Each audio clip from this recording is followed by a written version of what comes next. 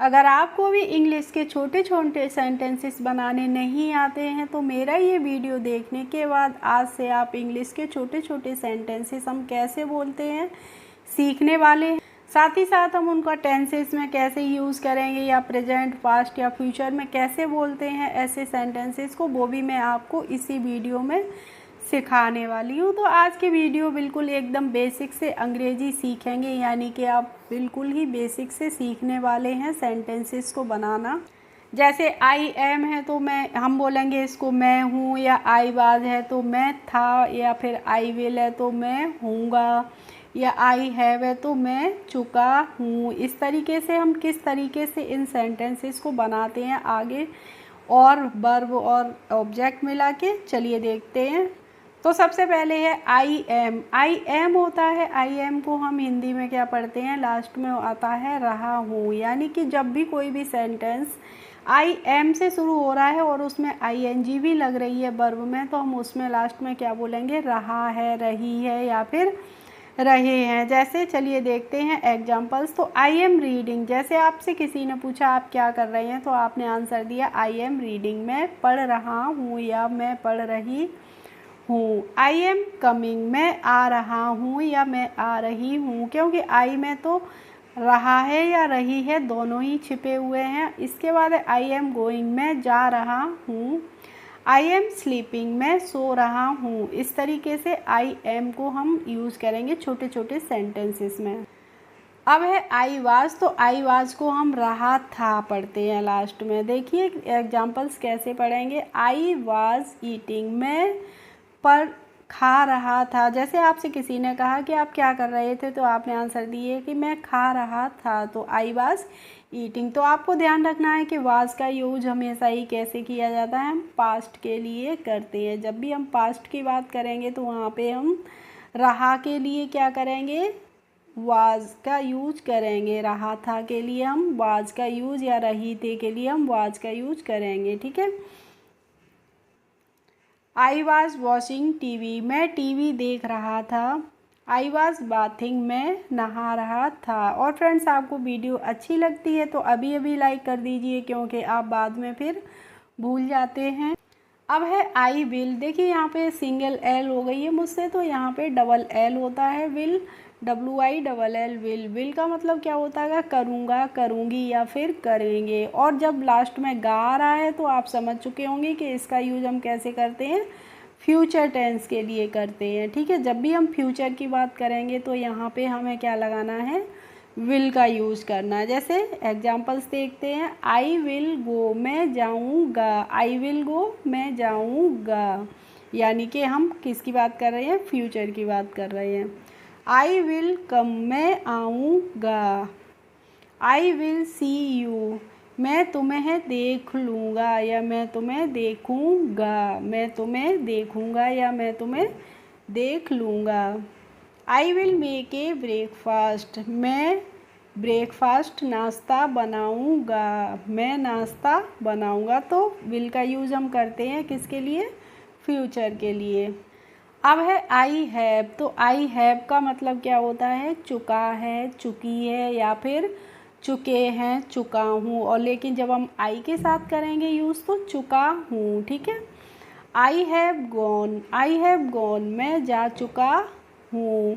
अब यहाँ पे आपको एक बात ध्यान रखनी है कि जब भी हम हैव की बात करेंगे तो वहाँ पे हमें क्या लगानी होगी, वर्ब की थर्ड फॉर्म का यूज़ करना होगा। तो देखिए यहाँ पे वर्ब में हमने सभी में थर्ड फॉर्म का ही यूज़ किया है। तो ये जितनी भी मैंने अंडरलाइंस की हैं ये सब हमारी क्या है, वर्ब्स हैं और वर्ब की थर्ड फॉर्म्स हैं, ठीक है। तो आई हैव गॉन, मैं जा चुका हूँ। आई हैव कुक्ड फूड, मैं खाना बना चुका हूँ या मैं खाना पका चुका हूँ या मैं खाना पका चुकी हूँ। I have finished my work, मैं अपना काम समाप्त कर चुका हूँ। मैं अपना काम समाप्त कर चुकी हूँ। आई हैव ईटन, मैं खा चुकी हूँ या फिर मैं खा चुका हूँ।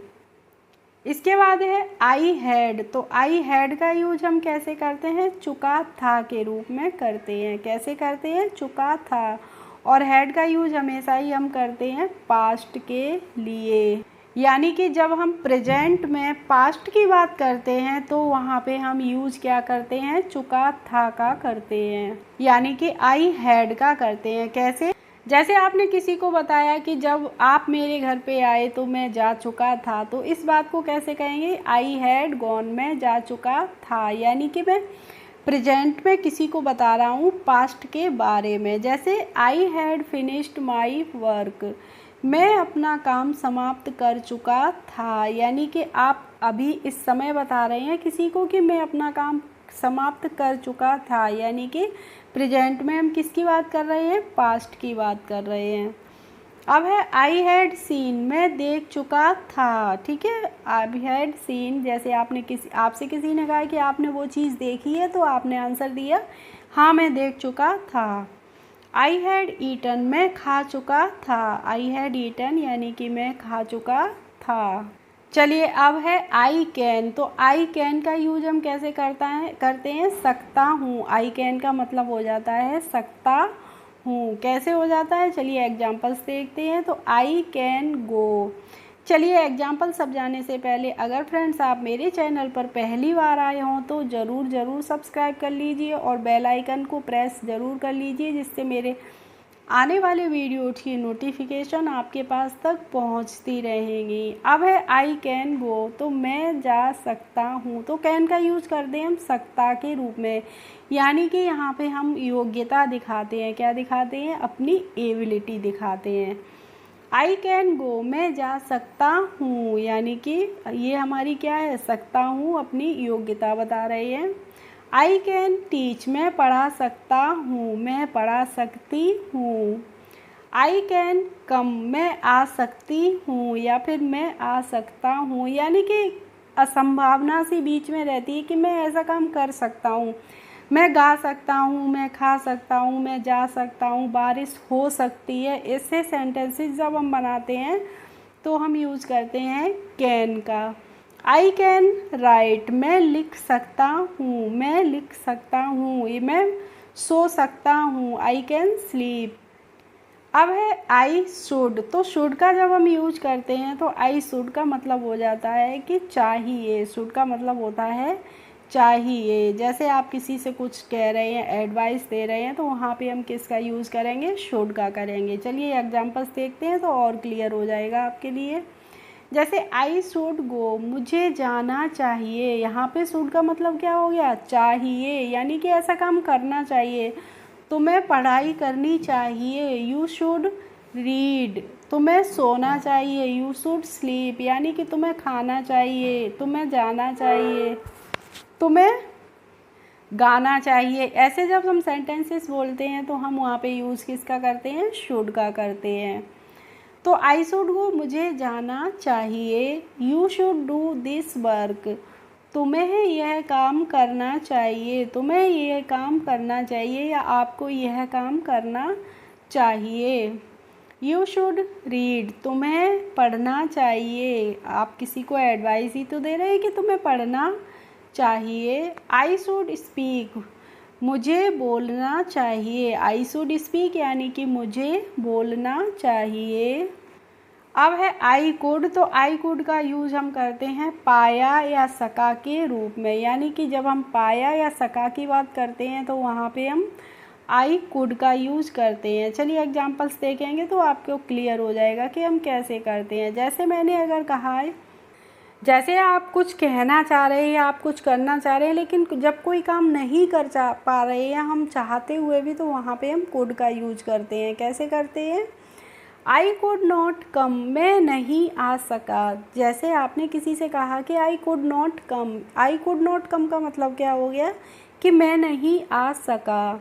ऐसे ही आई कुड नॉट गो, मैं नहीं जा सका, मैं नहीं जा सका। थर्ड है आई कुड नॉट स्पीक, मैं नहीं बोल सका, यानी कि मैं बोलना तो चाह रहा था लेकिन मैं नहीं बोल सका या नहीं बोल पाया। देखिए बहुत ही इम्पोर्टेंट वीडियो और मैंने आपसे लिए बहुत ही मेहनत से भी बनाया है वीडियो, तो प्लीज़ आप कमेंट और लाइक कीजिए और शेयर कीजिए ज़्यादा से ज़्यादा लोगों में फ्रेंड्स, क्योंकि वीडियो बनाने में बहुत ही मेहनत आती है। तो आप लोग जब सपोर्ट करते हैं तो मुझे बहुत अच्छा लगता है। अब है आई डू। आई डू को हम क्या बोलेंगे, करता हूँ, यानी कि आई डू मैं करता हूँ, इस तरीके से यूज़ करेंगे। कैसे, जैसे हमने कहा कि आई डू स्पीक, मैंने कहा कि मैं करता तो हूँ, मैं जाता तो हूँ, मैं खाता तो हूँ, मैं पढ़ता तो हूँ, मैं योगा करता तो हूँ। अगर ऐसे सेंटेंसेस हम हिंदी में बोलते हैं तो उन्हें हम इंग्लिश में कैसे बोलेंगे, चलिए देखते हैं। I do speak, I do speak की हिंदी हो जाएगी कि मैं बोलता तो हूँ। अगर हमने आई के बाद डू का यूज़ कर दिया है तो यहाँ पे क्या मतलब हो गया, करता तो हूँ। आई डू स्पीक मैं बोलता तो हूँ। आई डू कम मैं आता तो हूँ, यानी कि मैं आता तो हूँ। आई डू ईट मैं खाता तो हूँ। आई डू एक्सरसाइज मैं एक्सरसाइज करता तो हूँ। इस तरीके से हम आई डू का यूज़ करते हैं। अब देखिए यहाँ पे, वहाँ पे आप आई डू का यूज़ कर रहे थे पिछले पेज में, अब यह आई डिड। तो डिड का मतलब क्या हो जाता है, जब हम पास्ट की बात करते हैं तो वहाँ पे हम डिड का यूज़ करते हैं। तो इसका मतलब हो जाता है किया तो। क्या हो जाता है, किया तो। जैसे आई डिड कम मैं आया तो, जैसे आपसे किसी ने कहा कि आप वहाँ शादी में नहीं आए थे तो आपने क्या कहा कि आई डिड कम मैं आया तो था, यानी कि मैं आई डिड कम मैं आया तो था। आई डिड सी मैंने देखा तो था, क्या मैंने देखा तो था। आई डिड ईट मैंने खाया तो था। आई डिड रीड मैं पढ़ा तो था। इस तरीके से आई डिड का यूज़ कर रहे हैं हम।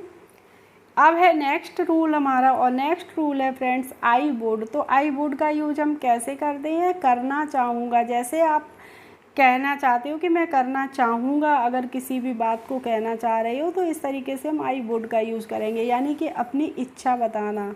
जब हम अपनी इच्छा बताते हैं तो हम क्या यूज़ करते हैं, आई वुड का करते हैं। जैसे I would like to drink tea, मैं चाय पीना चाहूँगा। I would like to drink tea, मैं चाय पीना चाहूँगा।